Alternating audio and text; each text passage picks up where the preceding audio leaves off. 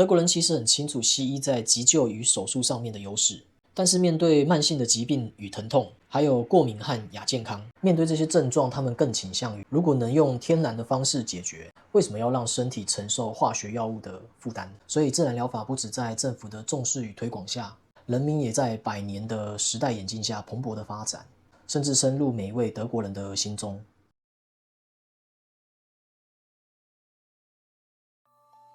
Hello， 大家好，我是子印。今天想跟大家分享我这3个月在柏林旅居的观察。提到德国，大家的第一个印象应该都是宾士、西门子、福斯，还有严谨的科学实证精神。照理说，这样的地方应该是对于现代西方的医学是坚定的拥护者，毕竟他们讲究的是科学数据与研究。但在我往返柏林跟台湾之间，我却看到一个很有趣的反差。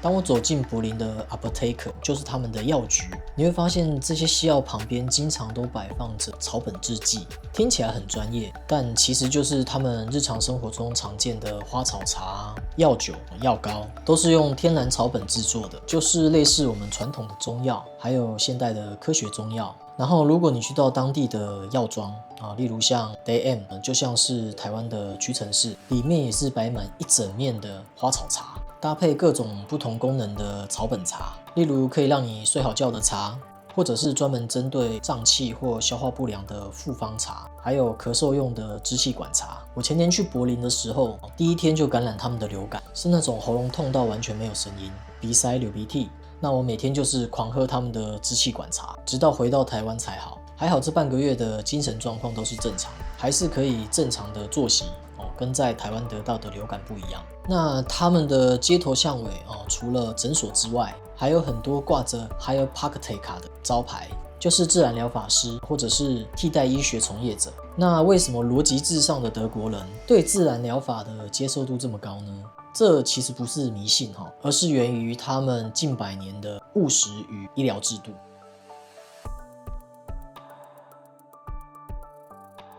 在德国，他们有国家级的认证制度，有法律保障的 Heilpraktiker 的执照，就是自然疗法师或替代医学从业者。这些都是必须通过国家卫生部门的严格考试才能执业。因为有国家制度的背书，所以看自然疗法对于德国人来说并不是求偏方，而是一种正规的医疗选择。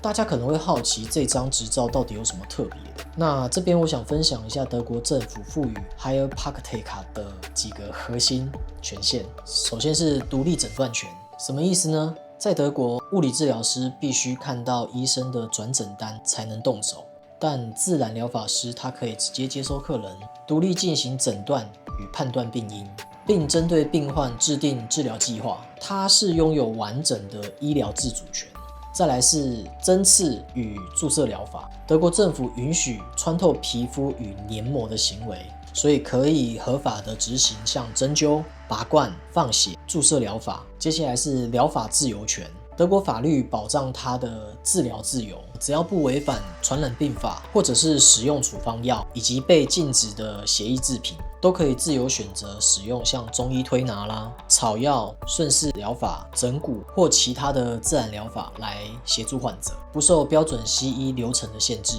再来还有诊断与治疗心理疾病，德国政府知道人的身体与情绪是分不开的，所以作为自然疗法师，不仅能处理身体的问题，法律也赋予他处理心理压力与情绪困扰的权限，但重点是不能自称心理医师，因为它是基于自然疗法法的心理治疗，与西医的心理医师是完全不一样的。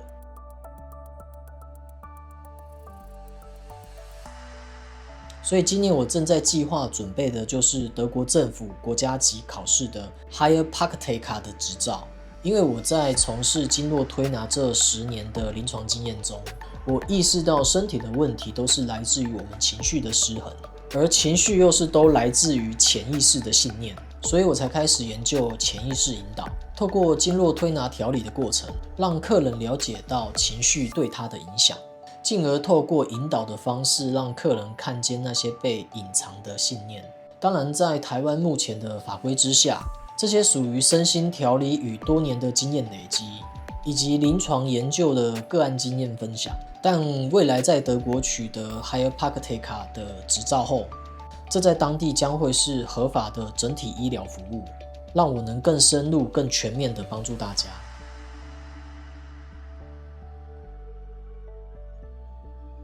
那德国政府有严格禁止绝对不能做的事情。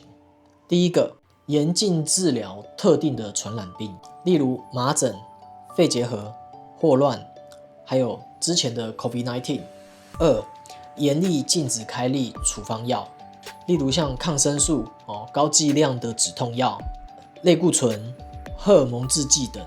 还有严禁跨足牙科和产科，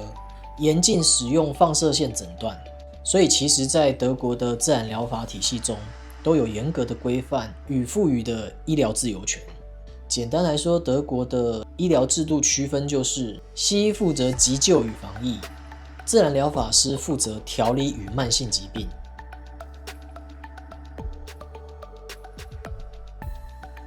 德国人其实很清楚西医在急救与手术上面的优势，但是面对慢性的疾病与疼痛，还有过敏和亚健康。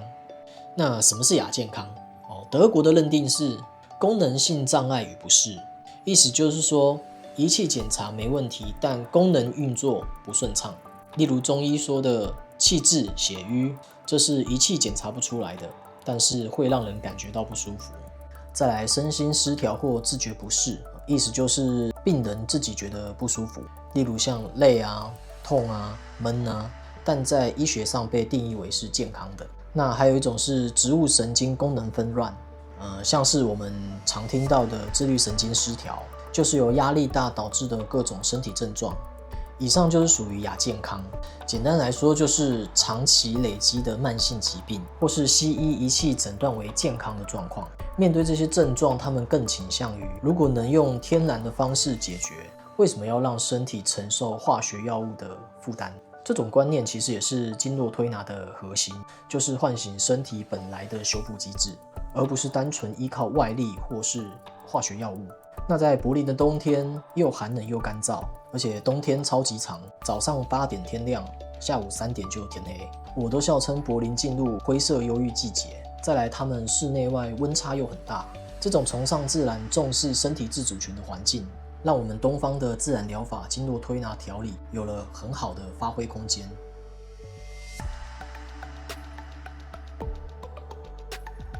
其实我觉得德国与台湾最大的差别就是在于政府的重视程度。早在1869年的德意志联邦就已经通过医疗自由法，而现行的自然疗法法则是在2战的时期确立的。所以自然疗法不只在政府的重视与推广下，人民也在100年的时代演进下蓬勃的发展，甚至深入每一位德国人的心中。我觉得这就是台湾跟德国最大的差别。台湾政府的不理解与便宜行事，以及长期的漠视，导致自然疗法被归类为缺乏科学依据的民俗疗法。而我的目标就是要把这传承1000年的自然疗法经络推拿，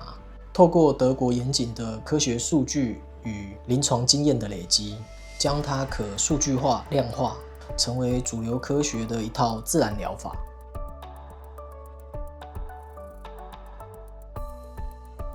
那我观察德国的医疗文化，给我最大的心得不是外国的月亮比较圆，而是他们有分工的概念。急重症的话找西医，他们很重视家庭医师；